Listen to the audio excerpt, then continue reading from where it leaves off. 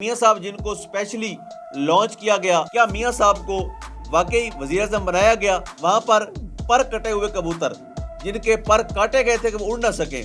ان کو اڑا کر میاں صاحب کا کرتب بھی دکھایا گیا۔ جنہوں نے لانچ کیا تھا ان کو بتایا کہ میں اب آپ کا تابعدار بچہ بن کے رہوں گا، لیکن ان ڈیوٹیاں لگانے والوں نے بھی نہیں سوچا تھا عوام یہ پروگرام واڑ دے گی۔ بسم اللہ الرحمن الرحیم، السلام علیکم، میں ہوں گلفام چودھری، آپ دیکھ رہے ہیں میرا فیس بک پیج اور یوٹیوب چینل۔ پاکستان میں ہونے والی کچھ عام ترین ڈیولپمنٹ آپ سے ڈسکس کرنی ہے اور آپ کو بتانا ہے کہ میاں صاحب جو انقلاب کی تیاریوں کے ساتھ آئے تھے اور پاکستان کے اندر انہوں نے انقلاب برپا کرنا تھا،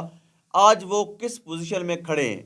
آج وہ کیا کر رہے ہیں اور ان کی ڈیوٹیاں کیا رہ گئی ہیں۔ یعنی میاں صاحب جن کو اسپیشلی لانچ کیا گیا، اسپیشلی ان کے ساتھ میٹنگز کی گئی، اسپیشلی ان سے وعدہ کیا گیا کہ عمران خان صاحب کو نکر میں لگایا جائے گا اور آپ کو دوبارہ سے اس ملک کے اوپر اقتدار جو ہے وہ آپ کے حوالے کیا جائے گا، لیکن ان کو اس وعدے کے بدلے میں کیا واقعی اقتدار ملا؟ کیا میاں صاحب کو واقعی وزیر اعظم بنایا گیا؟ کیا ان کے سائز کی جو شیروانی سلوانے کا وعدہ کیا گیا تھا اور ان کا جو ناپ لیا گیا تھا، کیا اس کے اوپر امپلیمنٹیشن بھی ہوئی؟ تو آئیے آپ کے سامنے رکھتے ہیں کہ میاں صاحب جو انقلاب لانے آئے تھے وہ آج کہاں پر کھڑے ہیں۔ یعنی نواز شریف صاحب کو باقاعدہ لانچ کیا جاتا ہے بینر پاکستان پر ایک شاہانہ پروٹوکول کے ساتھ، اور لانچ کرنے کے بعد لانچ کرنے والے یہ سوچتے ہیں کہ شاید میاں صاحب اب عوام کے دلوں میں گھر کر جائیں گے، اور وہاں پر بڑی تعداد بھی نہیں آئی، یعنی پورے پاکستان سے قافلے پہنچتے ہیں۔ مریم نواز صاحبہ ٹارگٹ دیتی ہیں وہاں کے ایم پی ایز اور ایم این ایز کو کہ آپ نے اتنے افراد کا قافلہ لے کر آنا ہے۔ ان کے لیے قیمے والے نان کا بندوبست بھی کیا جاتا ہے، ان کے لیے بریانی کا بندوبست بھی کیا جاتا ہے، لیکن پھر بھی وہ گراؤنڈ فل ہونے کا نام نہیں لے رہا۔ پھر بھی جو لوگ وہاں پر آئے ہیں، جب میں وہاں پر وزٹ کرنے گیا اور کوریج کے سلسلے میں بی اے کا جرنلسٹ، میں نے جا کے لوگوں سے بات بھی کی، تو کے پی کے سے لوگ آئے ہوئے تھے،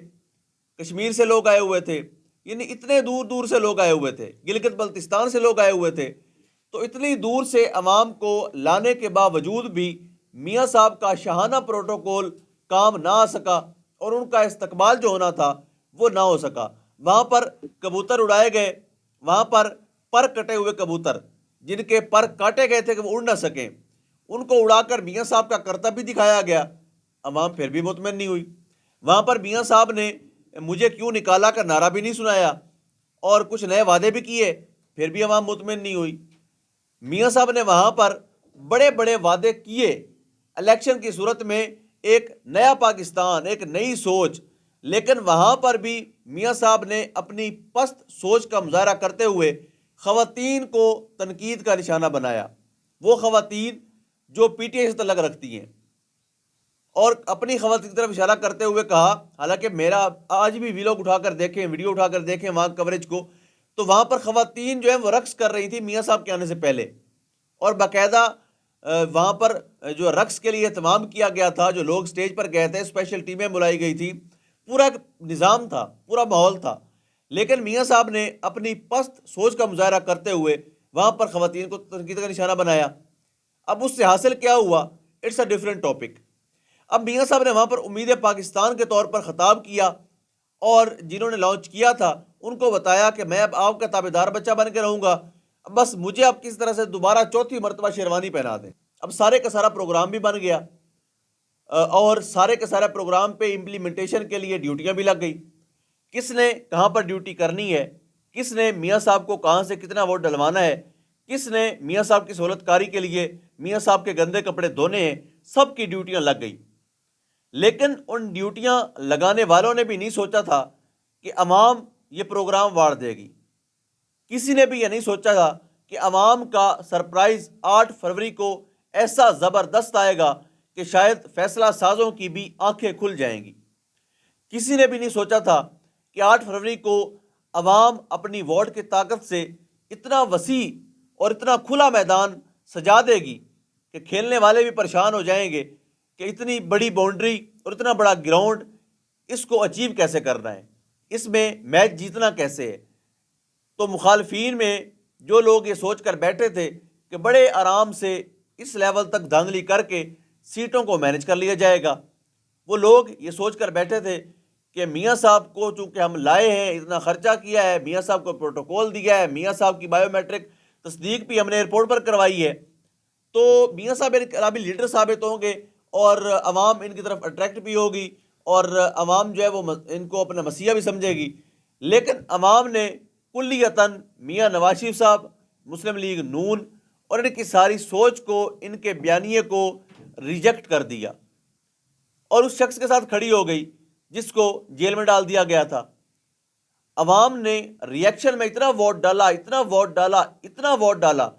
کہ اس وقت تک جب میں آپ سے مخاطب ہوں مینج کرنا مشکل ہو رہا ہے. جس حلقے میں یہ مینج کرنے کی کوشش کرتے ہیں وہاں پر ان بیچاروں سے نیا بلنڈر بچ جاتا ہے، وہاں سے پھر ان سے قابو نہیں ہوتا. ایک ایک لاکھ کی لیڈ سے آئے ہوئے لوگوں کو کس طرح سے یہ زبردستی جتوا رہے ہیں، یہ بھی ایک عجیب سی بات ہے. اب اون چودھری کی سیٹ کو دیکھیں، میاں صاحب کی اپنی سیٹ کو دیکھیں، مریم نواز صاحبہ کی سیٹ کو دیکھیں کہ 894 ووٹوں سے شرافت سے ہاری ہوئی ہے وہ، لیکن قابض ہیں کیونکہ ابھی تک انہوں نے جو نوکری کرنی تھی وہ نوکری اچھی کر رہی ہیں. تو میاں صاحب جی پہنچ گئے ہیں تندوروں پہ. اب آخر میں آ جاتے ہیں کہ میاں صاحب پہنچے کہاں پہ ہیں. میاں صاحب انقلاب لانے آئے تھے لیکن وہ تندوروں میں پہنچ گئے اور روٹیوں کا ریٹ پوچھ رہے ہیں. اب سوال یہ ہے کہ وہ لوگ جنہوں نے لنگر خانے بند کیے، وہ لوگ جنہوں نے صحت کارڈ بند کیا، وہ کس منہ سے لوگوں سے جا کر روٹی کا ریٹ پوچھ رہے ہیں؟ اب میاں صاحب کو 1% بھی شرم یا نہیں آ رہی کہ جب آپ نے لنگر خانے بند کیے، جب آپ نے صحت کارڈ بند کیے، جب آپ نے ایک مزدور سے مفت کی 2 وقت کی روٹی منہ سے چھینی، جب آپ نے غریب سے مفت کا علاج چھینا، تب آپ کو شرم نہیں آئی؟ تب آپ کو احساس نہیں ہوا؟ تب آپ کو اتنا کسی نے سمجھایا نہیں کہ آپ غلط کر رہے ہیں؟ تب فیصلہ کرتے ہوئے آپ نے غریب کا کتنا خیال رکھا؟ اور آج آپ تندوروں پہ جا کے ڈرامے کر رہے ہیں. اور آپ کے حسد اور بغض کا عالم یہ آپ کی بیٹی کے کہ نہتی خواتین سرم جاوید خان اور عالیہ حمزہ، یعنی آج ان کو جب سرگودا ATC میں پیش کیا گیا تو پہلے مقدمے میں ان کو ڈسچارج کیا گیا اور ایک نئے مقدمے میں ان کی گرفتاری ڈال کر 7 دن کا جسمانی ریمانڈ دے دیا گیا. تو فٹے منہ ایسے نظام انصاف کے، فٹے منہ ہے ایسی حکومت کے جو حکومت میں آنے کے باوجود اتنے بکھلاہٹ کا شکار ہیں کہ 1 سال ہو گیا ہے،